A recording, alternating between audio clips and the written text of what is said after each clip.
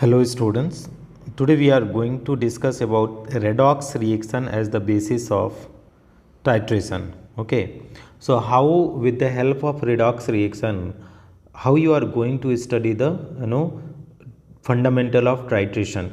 Okay, that we have to understand and will cover in this video student. Okay, so first one is in acid base system we came across with the titration method for finding out the strength of one of the solution against the another using a pH sensitive indicators. Okay, so with the help of indicators we are finding that is the strength of the acid and the base. So what they are saying, similarly in redox system the titration method can be adopted to determine the strength of reductant and oxidant using a redox sensitive indicator. Okay, so when you are using the redox sensitive indicators you will be able to find out the strength of reductant or the oxidant. The usage of the indicators in the redox titration is illustrated below. Okay, the point they are saying, the uses of indicators in the redox titration is illustrated below. What is the first point, student? In situations the reagent itself is intensively colored. In one situation, what they are saying, in one situation the reagent itself is intensively colored, that is permanganate ion, MnO4. Hence MnO4 act as a self indicator because it is itself a color. The visible end point in this case is achieved after the last of the reductant Fe2 plus or C2O4 2 minus is oxidized and the first lasting tinge of pink color appear at MnO4, at MnO4 concentration as low as 10 power 6 mole per decimeter cube or 10 power minus 6 mole per liter. This ensure a minimum overshoot in color beyond the equivalence point.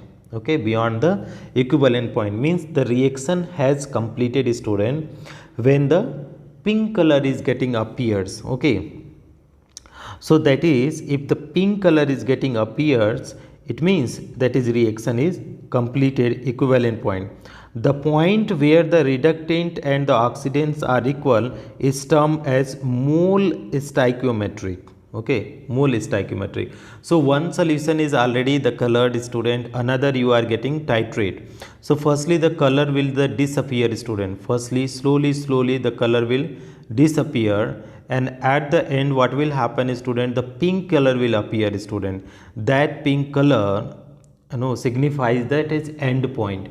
From there you have to calculate the amount of the titrant used, student. Next point is C, student. If there is no dramatic auto color change as with MnO4 minus titration, there are indicators which are oxidized immediately after the last bit of the reductant is consumed, producing a dramatic color change. The best example afforded by the chromate ion C2O7, Cr2O72 minus, which is not a self indicator but oxidizes the indicator substance diphenylamine just after the equivalence point, produces a intense blue color, thus singling the end point, just singling the end point. So how you are finding the reaction getting completed, student, with the help of end point or that is the equivalence point. There is yet another method which is the interesting and quite common. Its usage in the restricted to those reagents which are able to oxidize I minus ion.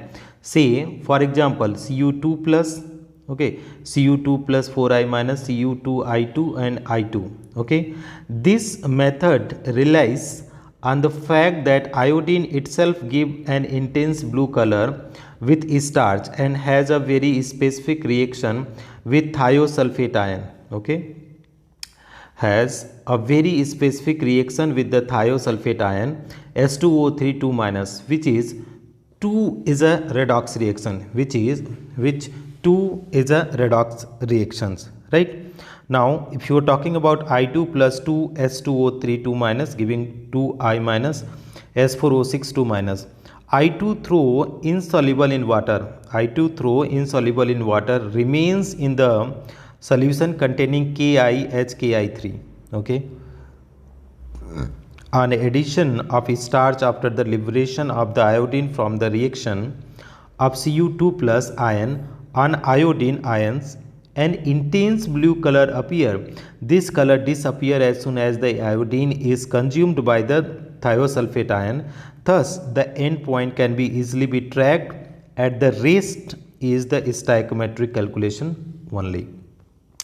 So what we are saying is, student, how much amount of the burette is being used to decolorize the solution is known as the, if the decolorized point came, student, that is the known as the end point or equivalent point. So we are the, with the help of the this is, or whatever you are using, permanganate ion, Fe2 plus ion, so that is what is known as, student, the end point, student, right? So this is all about the redox reaction as the basis for titration, student. Thank you so much for watching.